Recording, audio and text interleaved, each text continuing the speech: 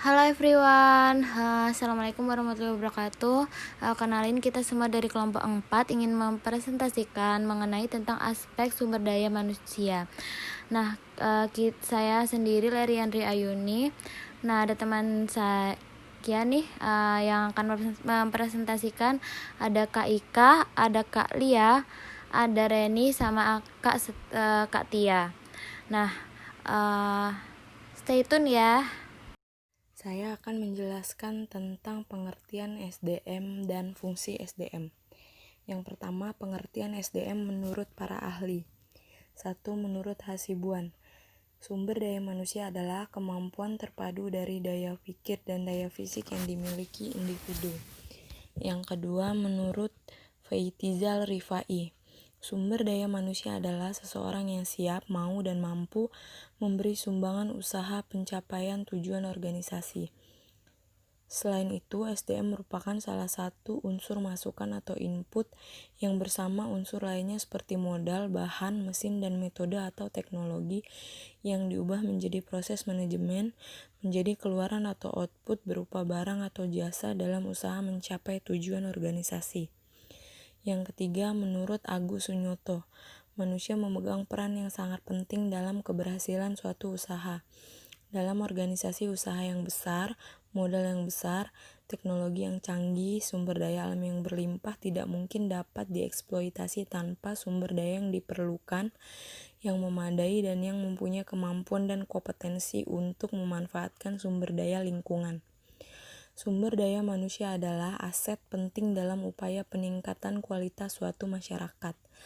Bahkan dalam sebuah struktur organisasi atau kepemimpinan perusahaan, misalnya satu bagian khusus sengaja dibentuk untuk bertanggung jawab mengatur dan mengeksplorasi sumber daya manusia para anggota atau karyawan.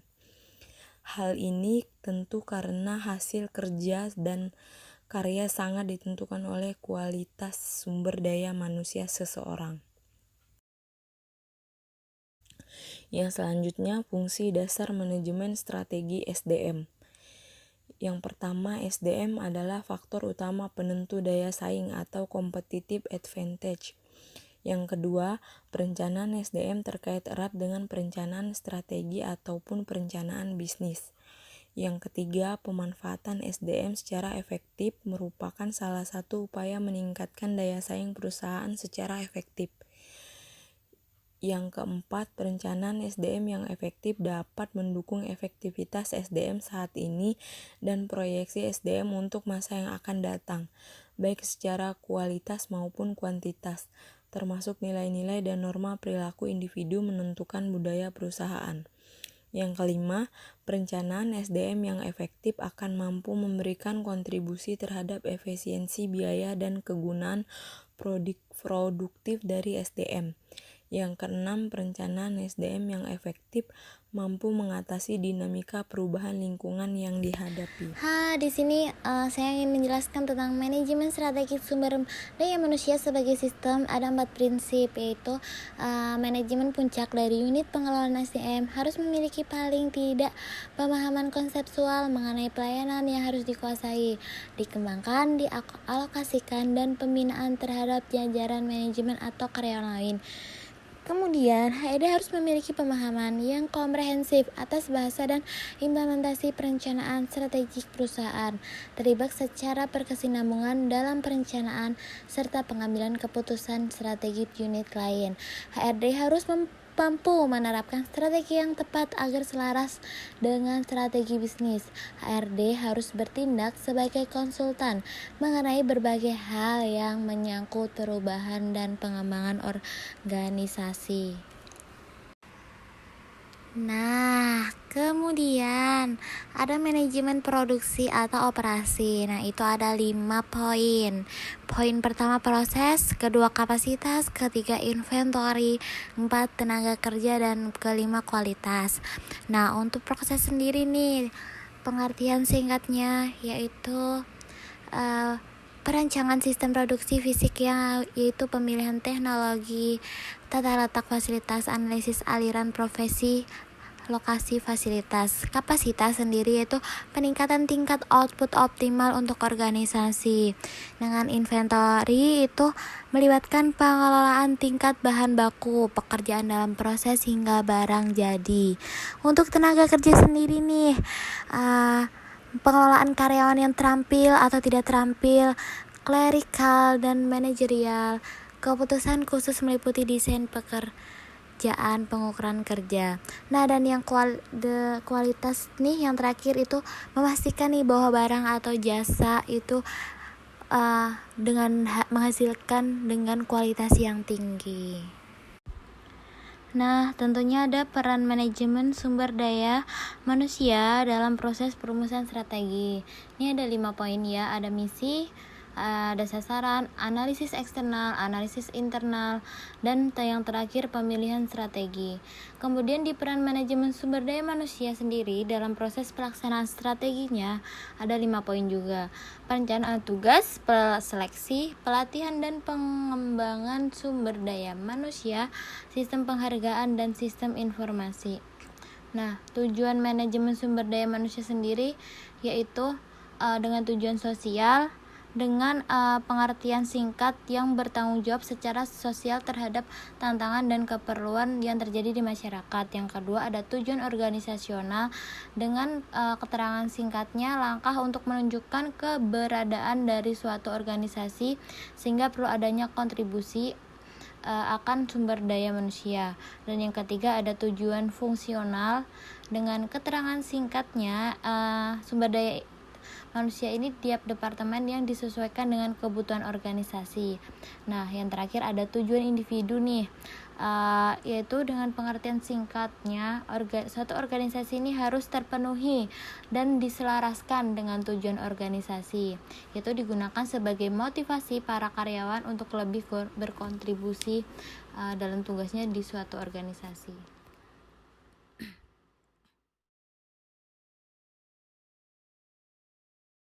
Tantangan manajemen sumber daya manusia terdiri dari dua, yaitu tantangan internal dan tantangan eksternal. Tantangan internal yaitu penjualan, keuangan, servis, produksi, dan lain-lain.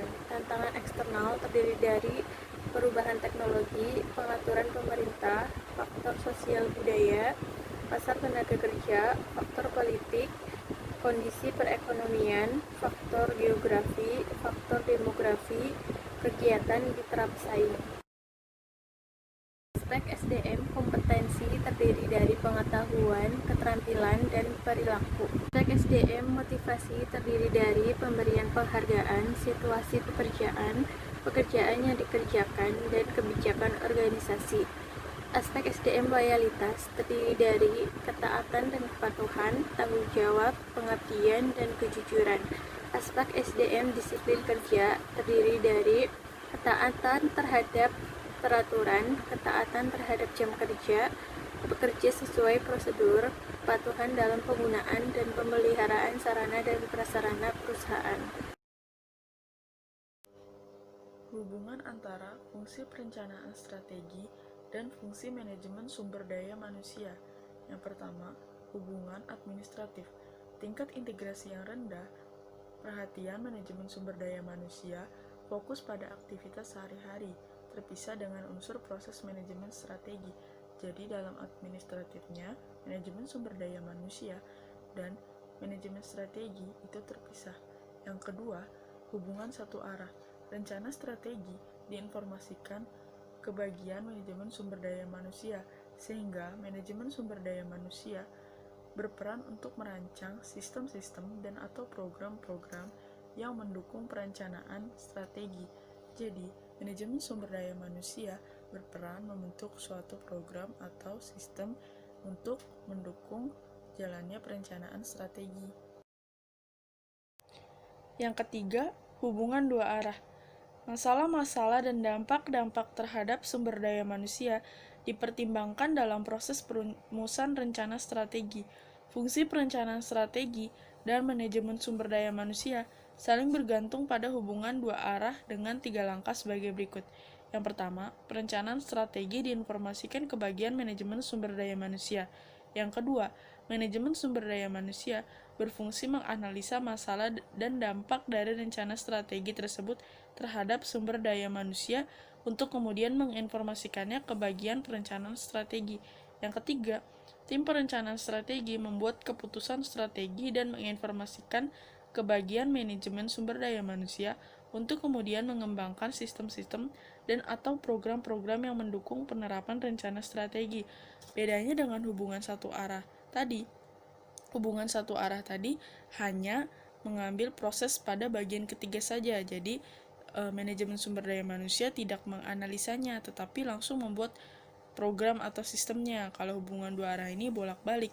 Setelah diberikan rencana strategi, manajemen sumber daya manusianya menganalisa dulu, baru dibalikin lagi ke tim perencana strategi.